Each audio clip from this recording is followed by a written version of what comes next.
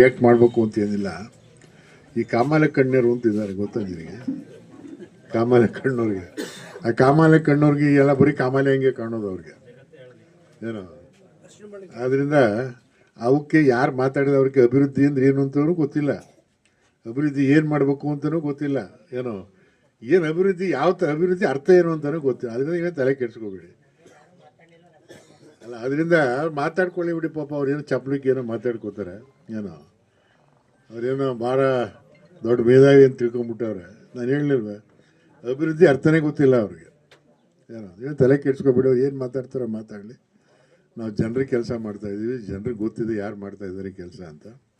ಈ ತಾಲೂಕಲ್ಲಿ ಯಾರು ಕೆಲಸ ಮಾಡಿದ್ದಾರೆ ಅಂತಂದ್ರೆ ಜನ ಅರ್ಥ ಮಾಡ್ಕೋಬೇಕು ಅಷ್ಟೇ, ಇನ್ನೇನು ಹೆಚ್ಚಾಗಿ ಹೇಳೋದು ಬೇಕಾಗಿಲ್ಲ. ನಾವು ಬರ್ತೀನಿ, ನಮಸ್ಕಾರ.